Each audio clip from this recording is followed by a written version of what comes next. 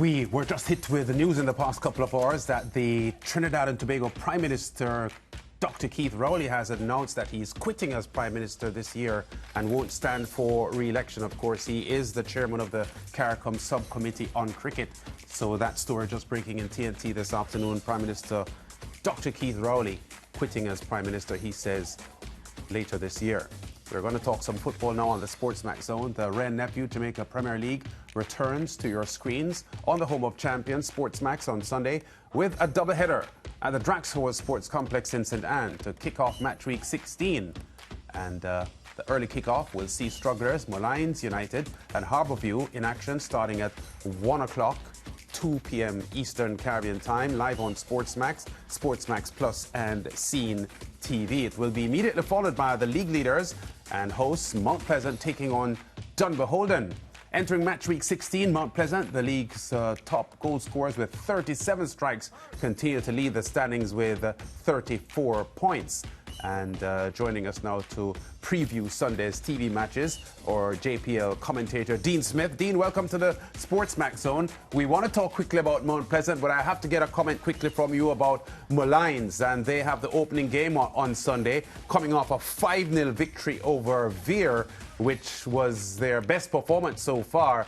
And it lifted them out of the relegation zone. How satisfying that would be for their players and their coaching staff. Good afternoon, Lance. Good afternoon, Ricardo, and the entire team of listeners, SportsMax. Happy New Year as well. Yeah, that must be a very satisfying feeling for Jermaine Thomas, of course, coming from the heels of a heartbreaking loss in the Costa Cup final with McGrath, bringing in one of his standout players from McGrath, Devon Davis, and him getting a hat-trick, as well as Jason Wright finally adding to his tally this year. Must be a satisfying feeling for him. And being out of the relegation zone, not the first time Molynes rather have come out, but nonetheless it must be a satisfying feeling for him and for the players as they try to chart a new course. Yeah, and the fact is they had come off 3 consecutive losses, including a heavy 5-1 loss to Cavalier and a 4-0 loss to Mount Pleasant. But quickly, the schoolboy Davis, Devon Davis, had a hat-trick. How good is this young player? Really outstanding to see a schoolboy getting a hat-trick in the big league.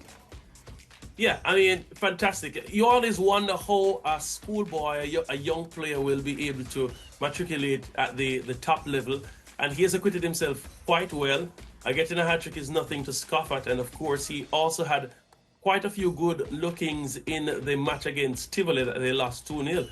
So it has been incoming for him. And I am happy for him. And I'm sure we can expect to see a lot more fantastic play from him, especially against a Harbourview team that themselves have been struggling. Yeah. Do you think they'll win on Sunday? That's a tough question. Based on the form guide and just the momentum of the team, I would give them the edge over Harbourview. Harbourview have really been struggling. Compounding the fact that Molynes are now finding goal scorers is the fact that Harbourview, they have not found a goal in open play in their last 7 matches. Both of those goals that they have gotten in that span of times have come from the penalty spot. So they've really been having difficulties getting the ball from back to front and finishing in the final third, while Molynes, they have not been having any of that difficulty. So I would give, based on the form guide to date, Molynes the edge.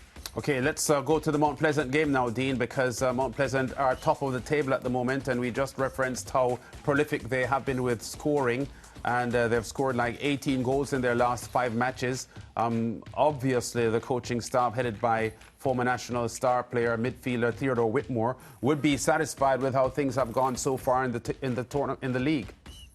Yeah, I mean, you mentioned their goal scoring form, but also they have the strongest defensive setup as well, only conceding 9 goals. So that goes to show the quality at the front and at the back that Mount Pleasant, they've been able to put in their roster. You have Kimoni Bailey, who has 9 goals, Daniel Green and Raheem Edwards, their new signing, with 5 goals each, and individuals coming off the bench like a Nicholas Nelson, Shaquille Bradford, they've been able to tally 4 goals so far. So that's real firepower up front, and you expect more attacking display from them. But interestingly, Dunbeholden is the only team that was able in the first round to get 3 goals by them in that loss, the only loss that Mount Pleasant has recorded to date.